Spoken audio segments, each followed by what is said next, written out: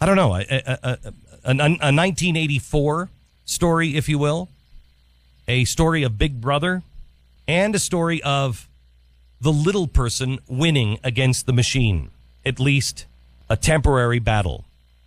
Brenda Hawk is a 912 Project member, and she's a woman that lives in Ohio and does not want the smart meter. And she's lived her life the right way. Last October, she was told she's going to have to get a smart meter attached to her home. And she said no. She successfully managed to keep the old one until just last week.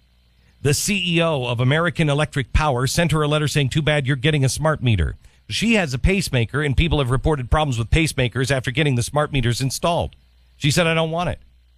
She is somebody that needs a breathing machine. She's not necessarily the picture of health. Well, here in the middle of winter, they shut her power off and her water. I've never seen anything like it.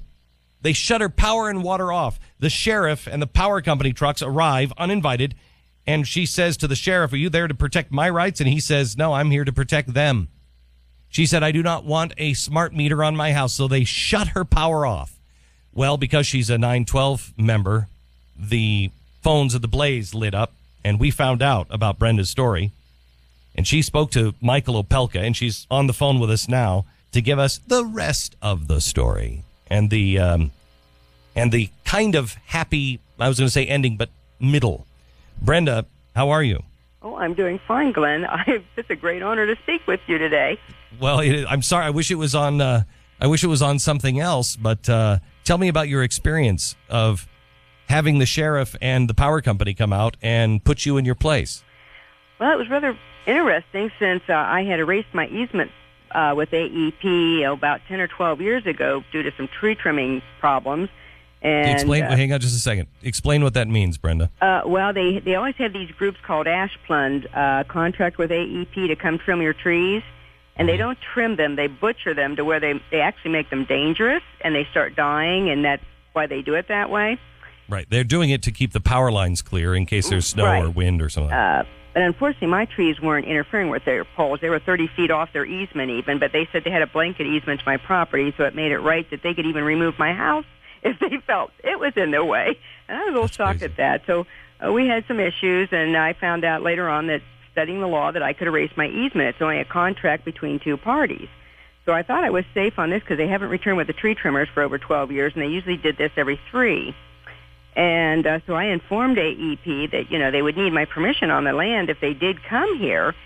And the issue I had with the meter is that I just wanted a written guarantee. I called PUCO, the whole bit, did everything legally, and said that all I want is a written guarantee that this meter is safe for my health and my home, and for the animals, because I've read quite a few things, and I wanted the information from them to prove that the meter was safe, and what I was reading on the Internet may not be right. They wouldn't give it to me. And so it was quite a shock to see them come last Friday at 10 o'clock in the morning. Did they notify you in advance that they were coming? Yeah. But I thought we had canceled the appointment when I talked to an AEP representative beforehand, that I said I had asked them to send me this information, and I had written to the governor of Ohio and my Congressman Jim Jordan, and it was awaiting, some information or answers from somebody as to whether they could do this or not when they had no easement to my property. And, of course, I hadn't received anything, and that was within that week, so it was way too probably fast for anybody to answer me. Jim Jordan's office did contact me and said they were working on it, the local office, and then they called back later in the afternoon and said they found out there's nothing they can do because it's a state issue. So, okay. But when the sheriff's department came at 10 o'clock in the morning, they came with 3 AEP trucks, and when the deputy came to my porch, and I knew to stay on the inside of my enclosed porch with the door locked. Let's just say I've had issues before because of this. And I spoke to the officer, and I'm always very polite to people, and I just asked him, like you had stated, that are you here to protect my property rights as a citizen of Allen County, or are you here to protect AEP? And he said, no, ma'am, I'm not here for you. I'm here for AEP. Boy, I tell you, I would do everything I can, and the 912 Project should do everything they can to make sure that sheriff is voted out. Oh, well, this gets interesting. Let me update you real quick what happened Monday. They did restore my power. I guess your group... Hang on just a second. It's my understanding that within 3 hours of this being posted on the Blaze, they were inundated with emails and phone calls, and they restored your power. Is that your understanding? Yeah, not till 36 hours later. About 36 hours. Yeah, about 5:30 on Friday evening.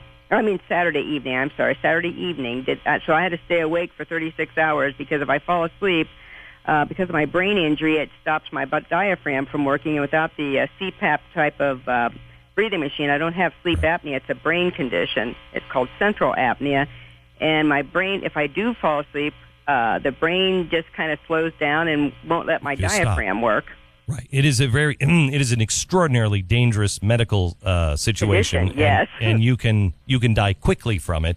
But I understand they laughed at you when you brought that up. Yeah, that was one issue I brought up, that I said, there's no Ohio law that states you cannot turn my power off between November 15th and April 15th.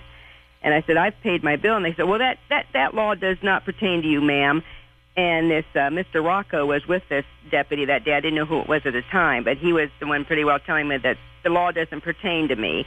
And I said, oh, you're right. My bill has been paid up to date, and I've never missed a payment, so I guess that makes a difference, huh? And they were just kind of giggling at me at my expense. And they said, well, I'll tell you, lady, it's either the meter, you take the meter, or we take your power.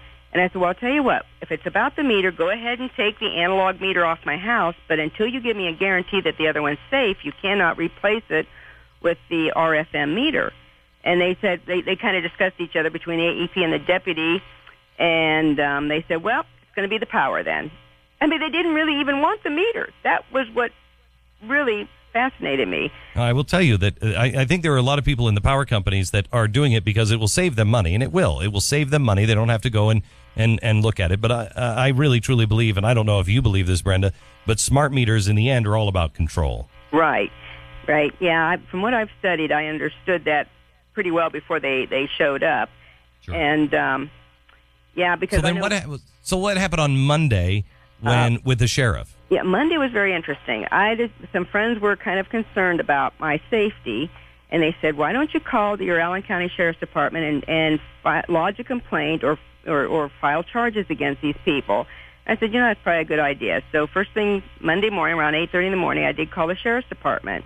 And they took my report and said they'd have a deputy or a sergeant call me back. Well, the sergeant called me back and was extremely rude and disrespectful to me. I mean, he yelled at me up one side and down the other, and basically he said that I was a criminal. I was shooting at people. I had no right to give anybody, what the hell kind of sheriff's department do you have?